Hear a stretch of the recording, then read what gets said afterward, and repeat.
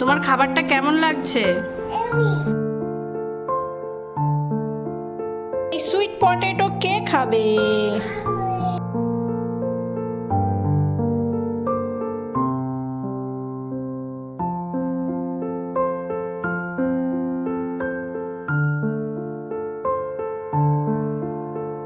বাবা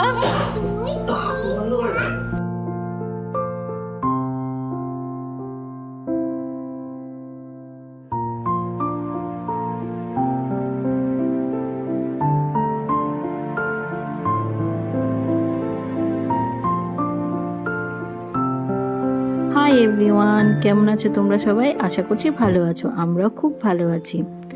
আজকে একটা রিকোয়েস্টের ভিডিও নিয়ে তোমাদের সামনে হাজির হয়েছি। আমার আজকের ভিডিওতে তোমাদের সাথে শেয়ার করব বাচ্চার ওজন এবং হাইট বাড়ানোর জন্য ওদেরকে কি কি ধরনের ফুড দেওয়া উচিত আর কি কি করা উচিত। আশা করছি আমার মতো মায়েদের ভিডিওটা বেশ কাজেই লাগবে। এইটা হলো ট্রিপটিন ডাইজেস্টিক জুনিয়র বিস্কিট, ফুল প্রোটিন সুগার। বাবুর যেহেতু বিস্কুট খাওয়ার একটা হ্যাবিট আছে, ও বিভিন্ন টাইপের বিস্কুট খেতে চায়, তো সব বিস্কুট তো বাচ্চাদের দেওয়া উচিত, তাই ডক্টর আমাদের এই বিস্কুটটাই প্রেসক্রাইব করেছেন। এরপর থেকে ওকে আমি এই বিস্কুটটাই দিয়ে থাকি। ভিডিওটা শুট করেছিলাম যখন সামার ভ্যাকেশন ছিল, মানে স্কুল ছুটি ছিল। সকালের দিকে টুবু বাবু স্কুলে চলে যায়, বাড়িতে থাকে। আমাদের সবাইকে দেখেছে চা খেতে, সেও বায়না জুড়েছে চা খাবে, তাই কাপে একটু ওই উষ্ণ কুসুম গরম জল আর দুটো বিস্কুট দিয়ে ওকে স্কুল পাঠানোর পর আমার রুটিনটা হয় একরকম, আর বাড়িতে থাকলে হয় অন্যরকম। যাই হোক, সকাল সকাল ও ঘুম থেকে ওঠার আগে কিছু কাজকর্ম সেরে ওকে ঘুম থেকে তুলে বিস্কুট খাইয়ে চলে এসেছি ব্রেকফাস্ট তৈরি করতে। ভীষণ অল্প পরিমাণে একটু তেল দিয়ে পেঁয়াজ কুচো, ওই ক্যাপসিকাম কুচো আর হাফ গ্রেট করা গাজর দিয়ে নেড়েচেড়ে দিয়ে দিই সুইট কর্ন, যেটার প্যাকেট তোমাদের আগেই দেখিয়েছি। অ্যাকচুয়ালি এই সুইট কর্নটা না দেয়াই থাকে, যেটা প্যাকেটিং অবস্থায়। তোমরা যদি খোলা সুইট কর্ন নাও তাহলে সেদ্ধ করে অ্যাড করে দিতে পারো। পরিমাণ মতো দুধ দিয়ে একটু ফুটতে দিয়েছি, আর এই অরিগানোটা দিয়েছিলাম, যেটা আমি শুট করতেই ভুলে গেছি, তাই তোমাদের দেখিয়ে দিলাম। আর দিয়েছি স্বাদ অনুযায়ী নুন, সামান্য গোলমরিচের গুঁড়ো। আমি এখানে স্লাইস চিজ অ্যাড করেছি, তোমরা চাইলে কিউব চিজ গ্রেট করে দিয়ে দিতে পারো। সম্পূর্ণ চিজ ভালো মতো মেল্ট হয়ে যাওয়ার পর স্টাফিংটা আলাদা তুলে রেখেছি। দেন ফ্রাইং প্যানে সামান্য বাটার দিয়ে ব্রেডটাকে ভালো করে ভেজিটেবল এবং চিজের যে স্টাফিংটা আছে ব্রেডের উপর ভালো করে বসিয়ে দিতে হবে। দেন আরেকটা ব্রেড দিয়ে এপিট ওপিট করে দুটো পিঠই ভালো করে ভেজে নিতে হবে। এটার মধ্যে যেহেতু চিজ এবং বাটার দুটোই রয়েছে, এটা খেলে বাচ্চাদের কিন্তু সুন্দর ওয়েট গেইন হবে। তো যাদের বাচ্চাদের ধরো অনেক দিন ধরে ওয়েট এক জায়গায় আটকে রয়েছে, তারা যদি সপ্তাহে 1 কিংবা 2 দিন খাবারের মধ্যে এই চিজ কিংবা বাটার বা ঘি অ্যাড করে দিতে পারে, সেটা কিন্তু বাচ্চাদের ওয়েট গেইন করতে সাহায্য করে। খাবারটা কেমন লাগছে? হেভি। ও বাবা,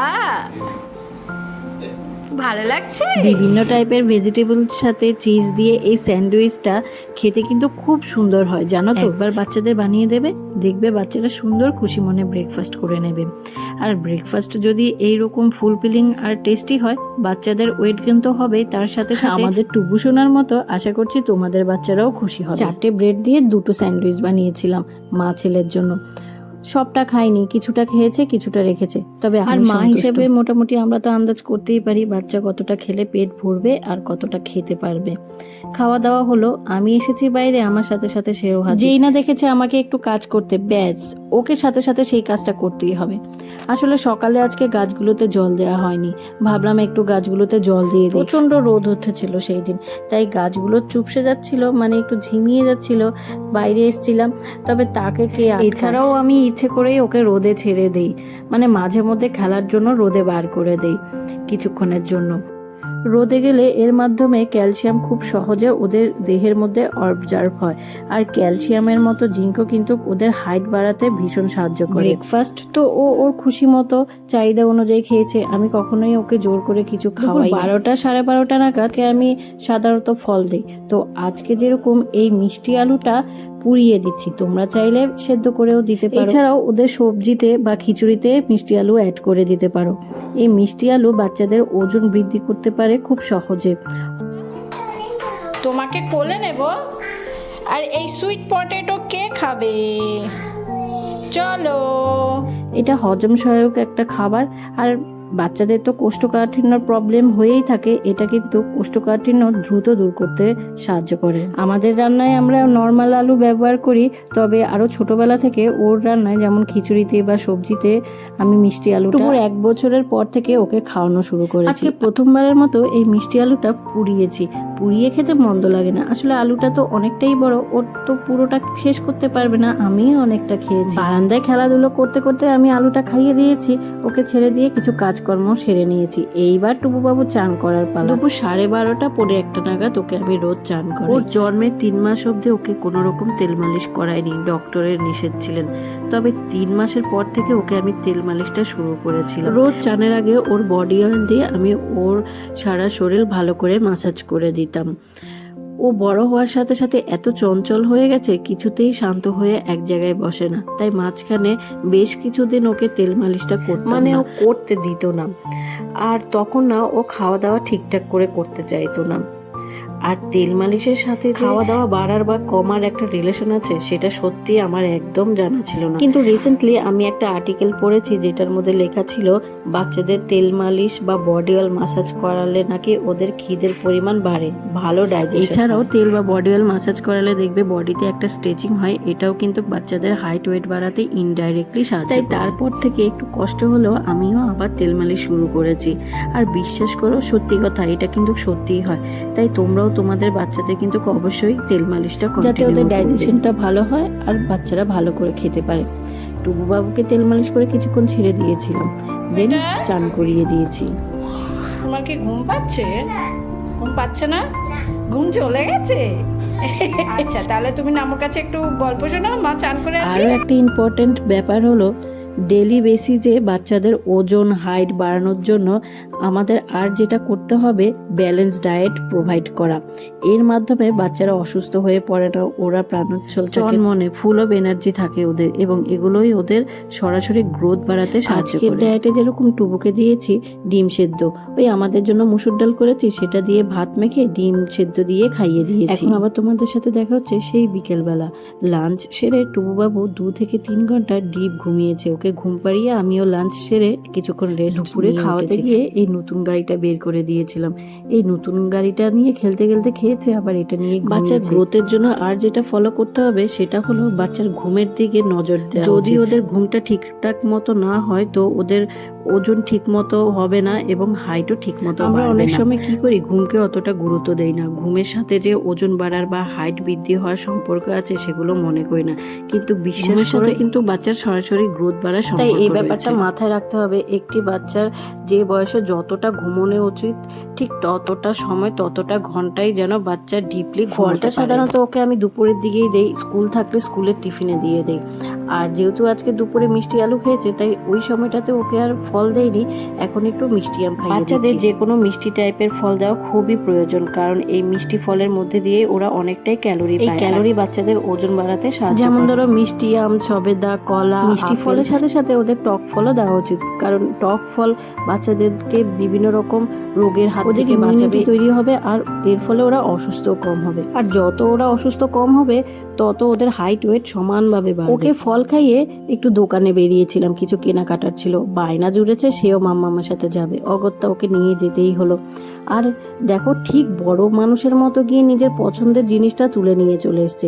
ওর ভীষণ পছন্দের, একবার যখন হাতে তুলে নিয়েছে তাই বাধ্য হয়ে কিনে দিয়েছি ঠিকই, তবে সবটা খেতে দেয়নি, একটা বিস্কুট হাতে দিয়ে বাকিগুলো সরিয়ে। এখন সন্ধ্যাবেলা আমরা যা খাই ওখান থেকে ওকে একটু একটু খাওয়া, ওই একটু মুড়ি, একটু চাল ভাজা, একটু চিড়ে ভাজা।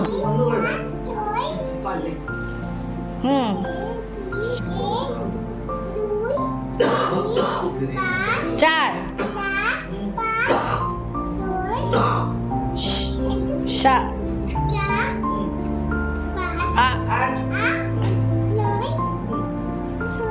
হ্যাঁ, 10। এই হ্যাবিটটা মোটামুটি টুবাবুর এখন হয়ে গেছে। ওই আর কি, সন্ধ্যেবেলা টিফিন করার পর নিজে থেকে মাম্মামকে বলে, মাম্মাম নাম্বার পড়বো, ABC পড়বো। ওই আর কি, ওর খেলনা, ওর বই যা আছে ওগুলো নিয়ে মাম্মামের কাছে পড়া খেলা করতে বসে পড়ে। পড়াটা যে কখন খেলায় চলে আসে সেটা বুঝতেই পারি না, কখনো ঝুড়িতে নিজেই ঢুকে বসে পড়ছে, কখনো মাম্মামের মাথায় টুপি বানিয়ে পড়িয়ে। তবে কি জানো তো, আমি খুশি, অভ্যেসটা তো ওর তৈরি হয়ে গেছে। দরজার শব্দ পায় বাপি অফিস থেকে এসে যখন গেটটা খোলে তখন ওকে আটকে রাখে কারো সাধ্যে নেই, দৌড়ে বাপির কাছে চলে যাবে।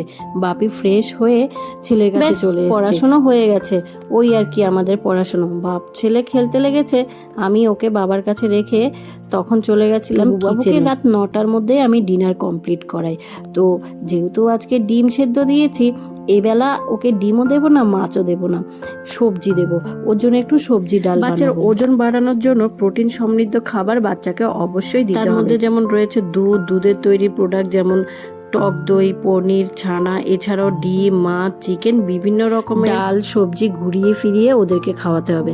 আজকে যেমন টুবুকে দুপুরে দিয়েছি ডিম সেদ্ধ, এবেলায় মসুর ডাল সবজি দিয়ে করে দেব।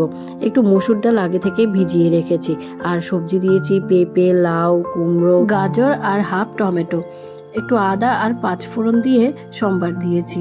ডালটা আগে ভিজিয়ে রাখলে কি হয়, ভালো করে সেদ্ধ হয়ে যায় সবজির সাথে, নয়তো সবজি বেশি সেদ্ধ ডালটা মিহি করে সেদ্ধ হতে চায় না। একটা কাঁচা লঙ্কা দিয়েছি, আর নামানোর আগে ধনেপাতা দিয়েছি।